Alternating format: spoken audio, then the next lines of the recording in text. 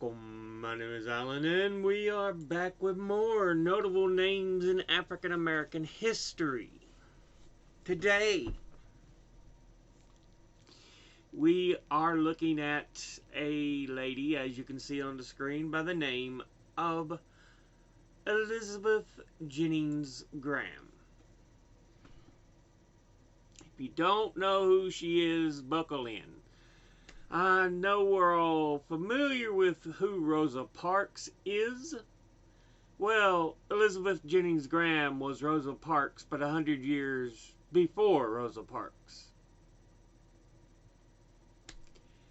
Born March 1827, she was an African American teacher and civil rights activist who challenged segregation on public transportation a full 100 years before Rosa Parks did so.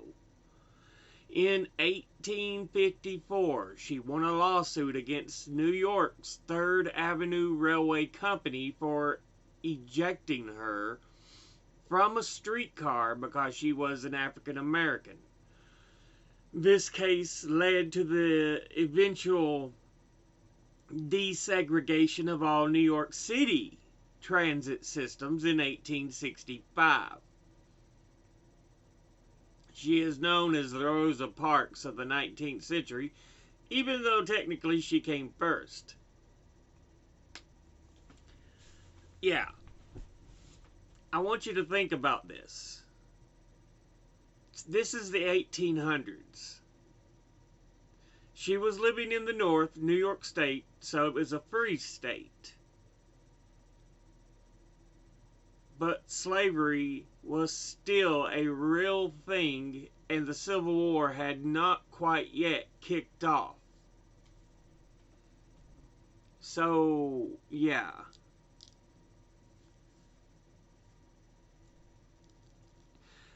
You know, it's a frightening thing because some people in the North very well could have told people in the Confederacy, yeah, come get her. No one's going to say anything. She's not free. She's an escaped slave. I almost guarantee you there were people like that. But even in the North, things were still segregated.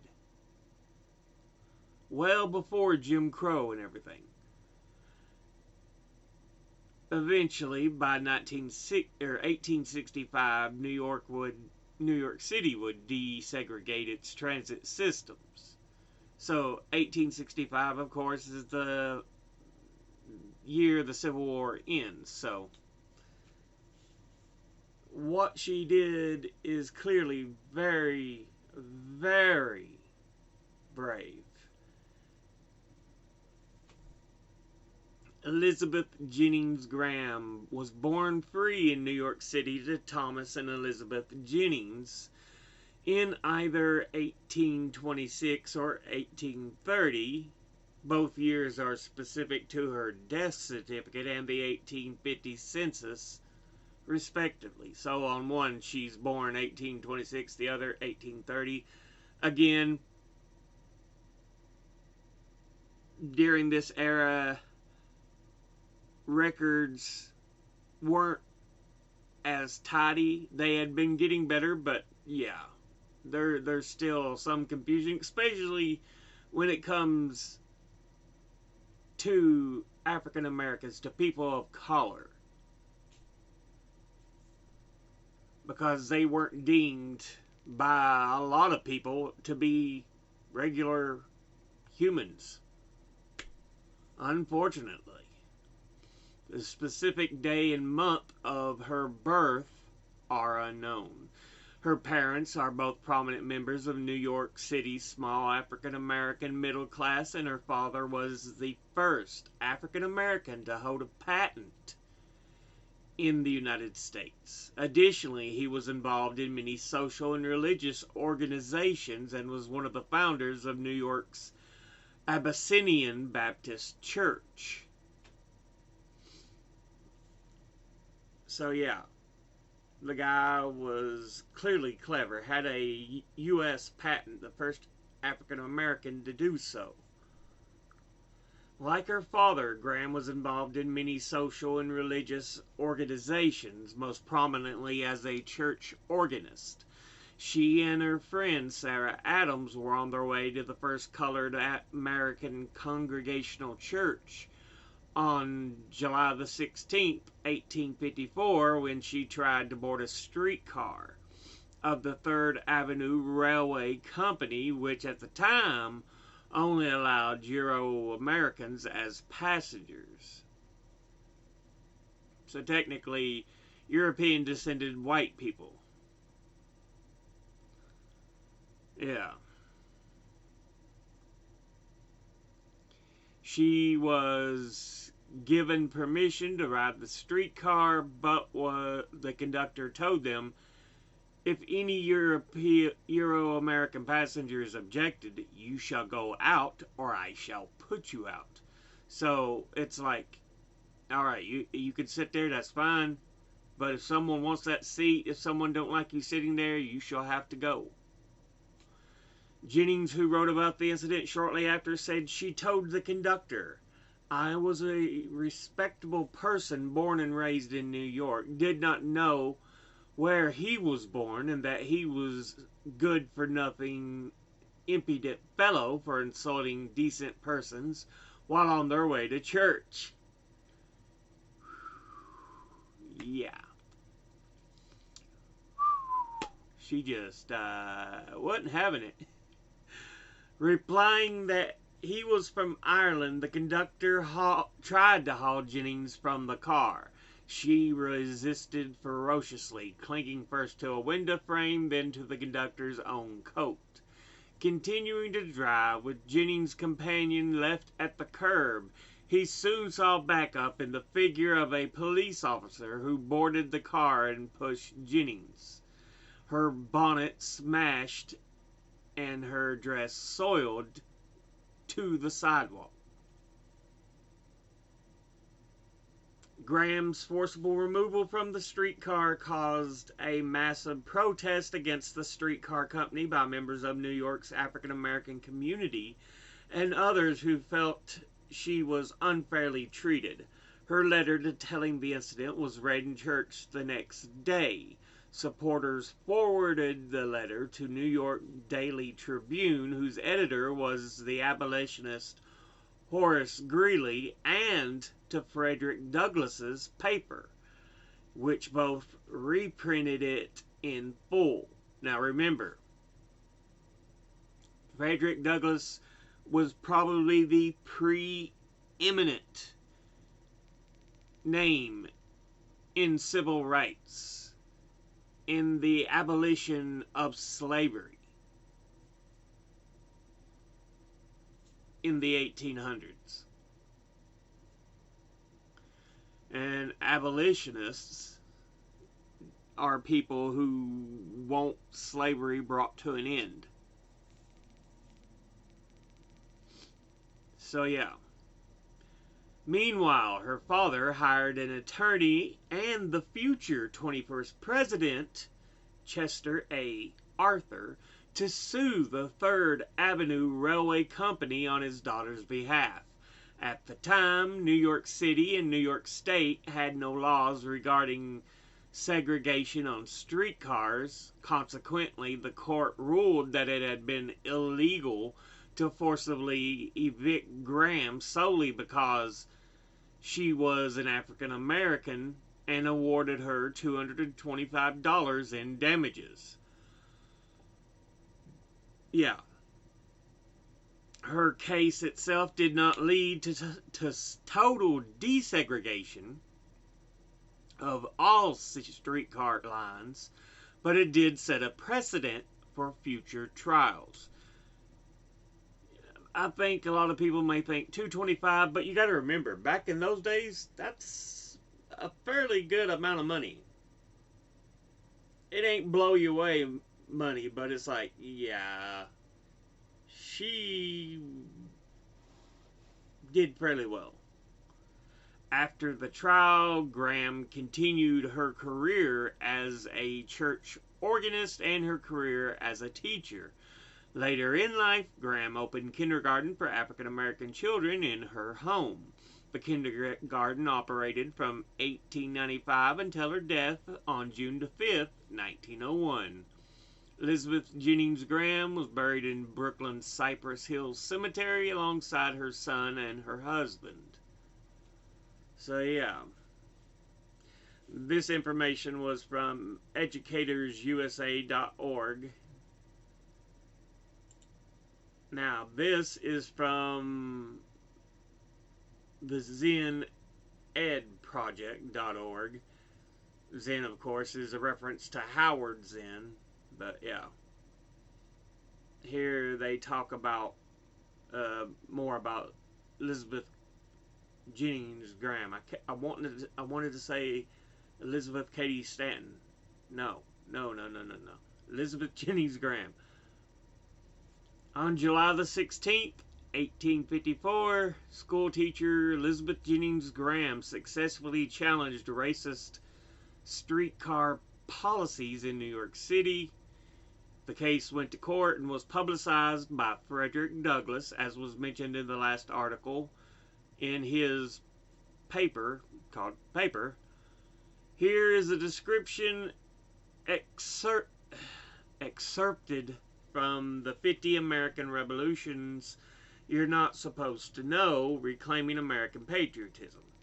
On July 16, 1854, Elizabeth Lizzie Jennings, a 24-year-old school teacher setting out to fulfill her duties as organist at the First Colored Congregational Church on 6th Street and 2nd Avenue, faithfully awaited for the bus on the corner of Pearl and Chatham.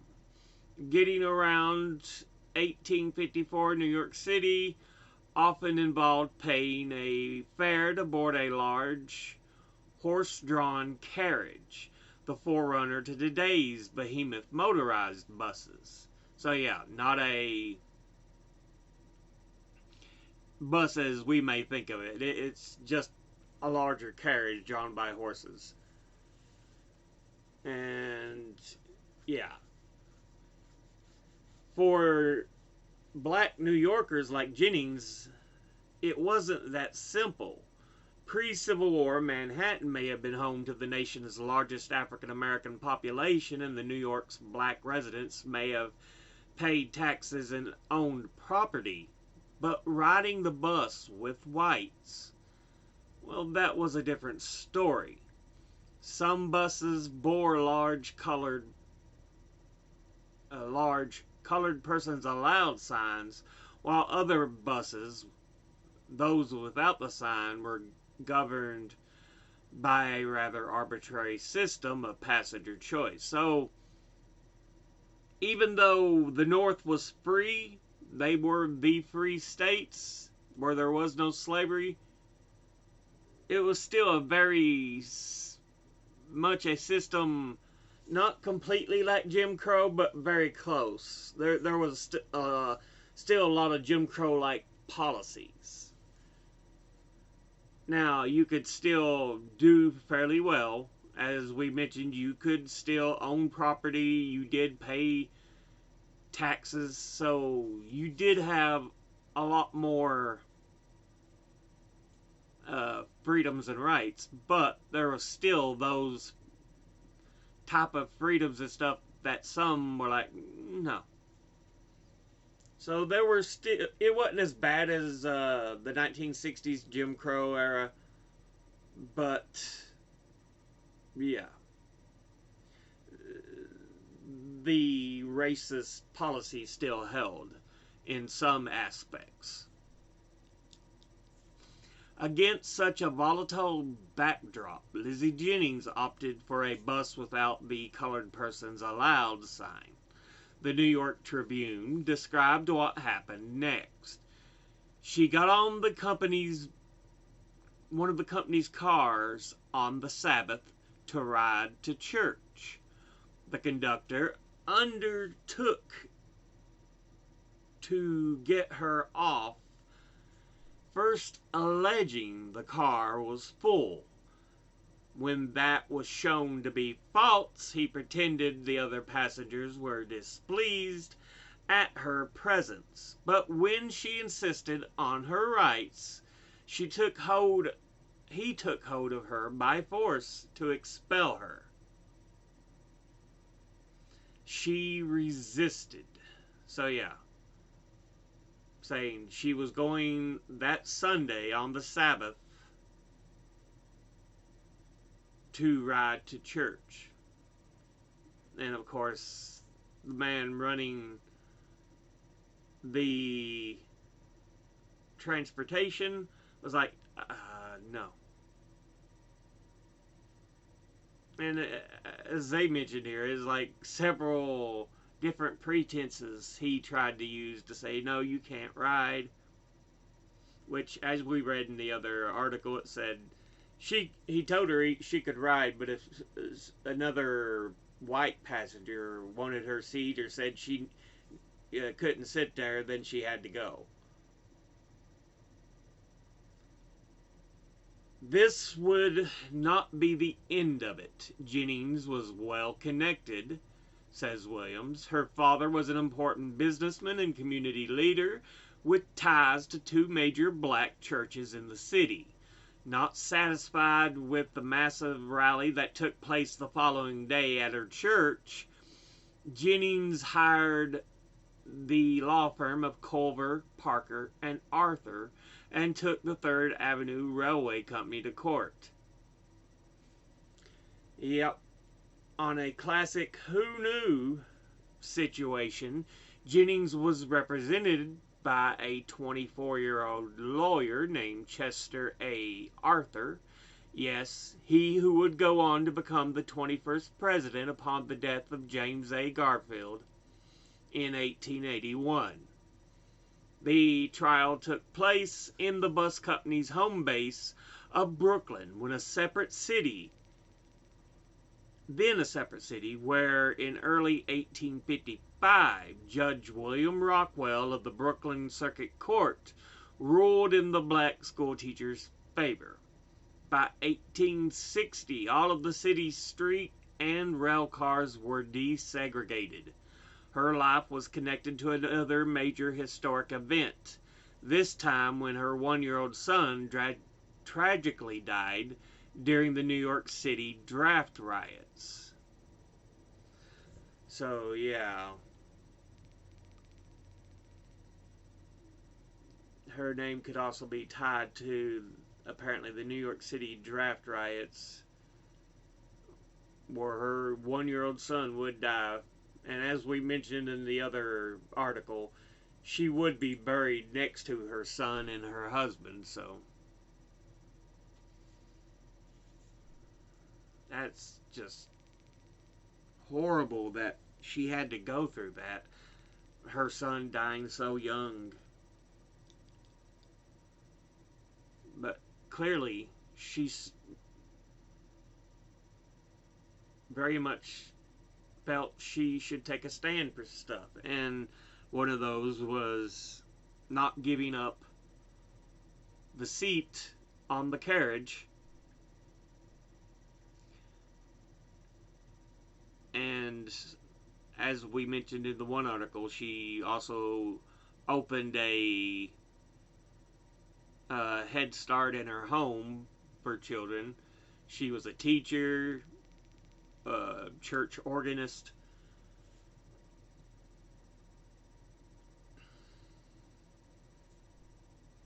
So it wasn't just something that happened per chance. She very much thought it was something she needed to stand up for. Yeah, later started the city's first, so it was also the city, New York City's first kindergarten for African American children.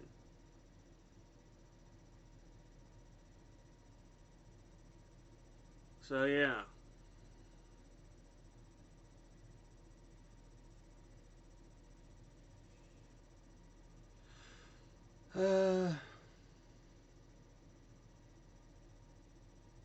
She was one of three children's one of three children in her family. So yeah. Um, her father was a freeman, but her mother was born enslaved.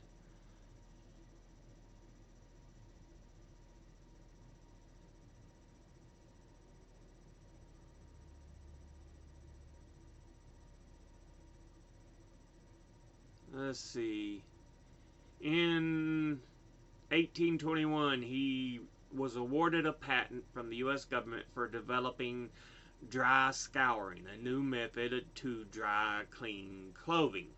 With the proceeds he received from the patented dry cleaning process, Thomas Jennings bought his family's freedom.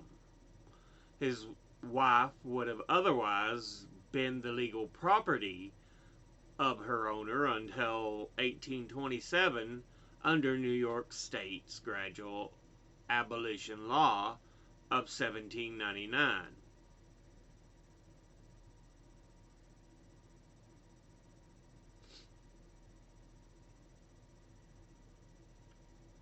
So yeah.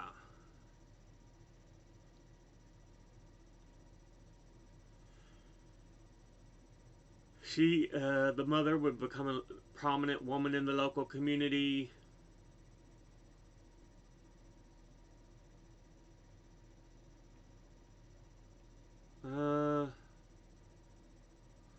1854, Jennings had become by 1854, Jennings had become a school teacher and church organist and taught at the city's private African Free School, which had several locations by this time, and later in the public schools, including Colored School Number 5 at 19 Thomas Street. And then, of course, there's the case, Jennings versus Third Avenue Railroad.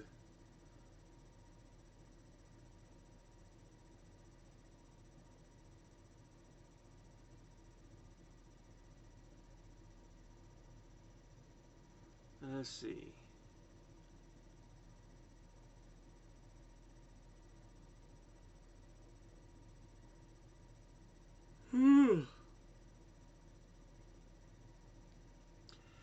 Horace Greeley's New York Tribune commented on the incident in February of 1855. Remember, Horace Greeley was the abolitionist they mentioned that reprinted her letter talking about it.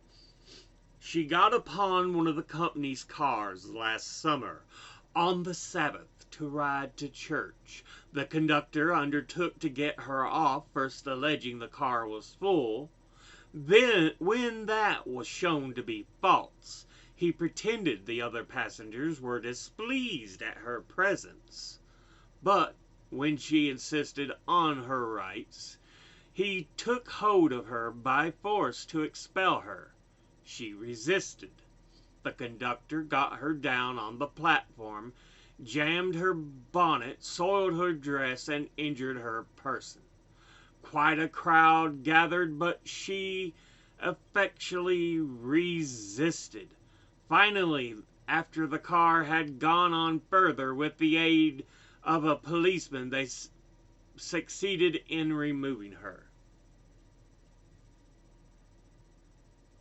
So yeah, it's very similar to what we read in one of the other articles on this, but yeah.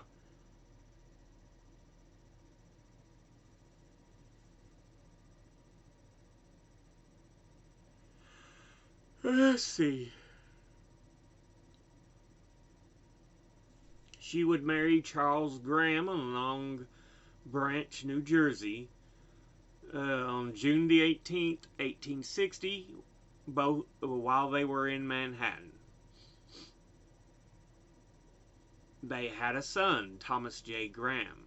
He was a sickly child and died of convulsions at the age of 1 during the New York draft riots of July the 16th, 1863.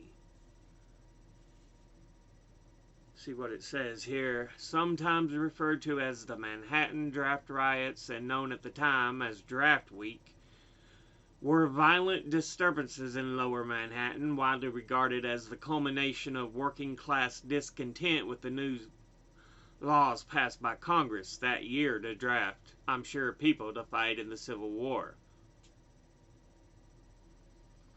Because 1863, we were smack dab in the middle of the Civil War. With the assistance of a white undertaker, the Grahams slipped through the mob-filled streets and buried their child in Cypress Hill Cemetery in Brooklyn. The funeral service was read by Reverend Morgan Dix of Trinity Church. After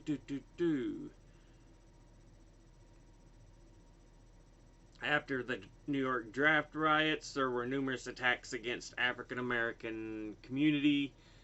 Then the Grahams would leave Manhattan with her mother to live with her sister Matilda in Monmouth County, New Jersey, in or near the town of Eaton.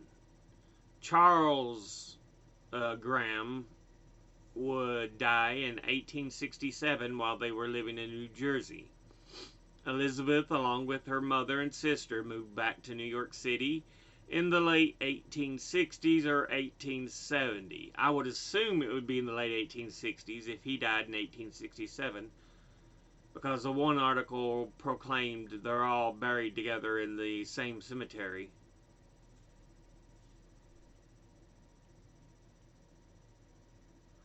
She would pass away at the age of 74 in 1901.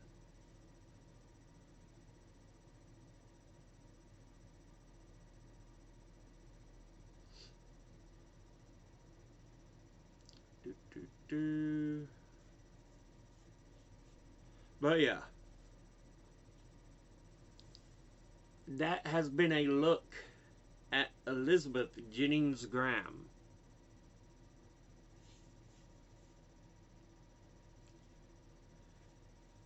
A woman who fought for freedoms and rights in an especially dangerous time for those fighting for African American rights.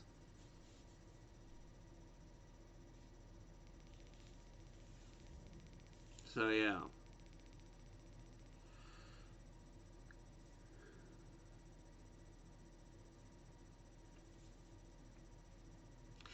And yeah, the New York draft riots, or the Manhattan draft riots, whatever you may call them,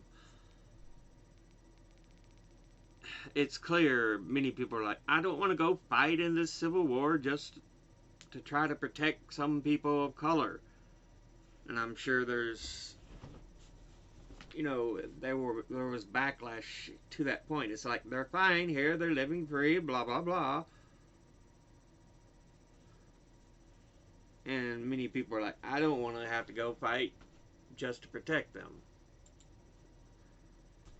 I guarantee you that's pretty similar to how people were talking and why such events happened.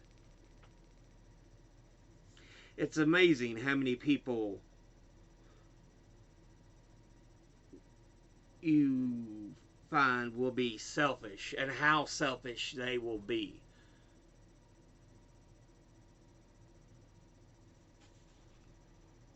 Because we're talking about providing freedom. Freedom. The removal from slavery for a whole group of citizens.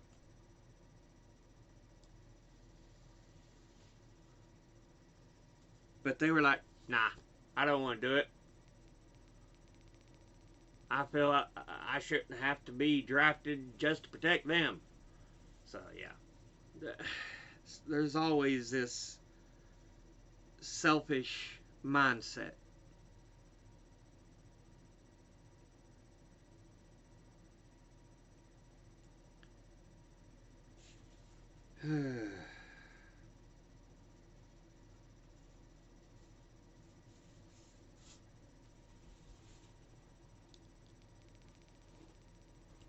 It's just, yeah, one of those things.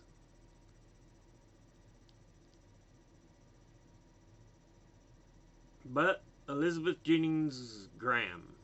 Your Rosa Parks before there was a Rosa Parks.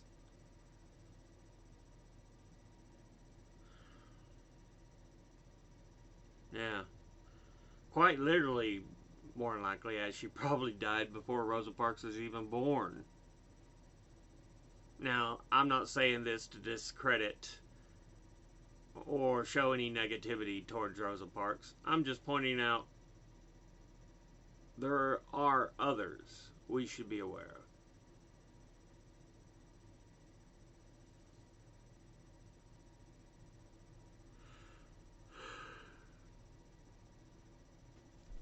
But we'll go ahead and end this episode there. As always, educate thyself, think, read, study, learn. Someone tells you something you have trouble believing, ask them to cite their sources. I'll be putting my links and sources in the description box below the video. Thank you all for watching. I'll see you all in the next one. Until then, later.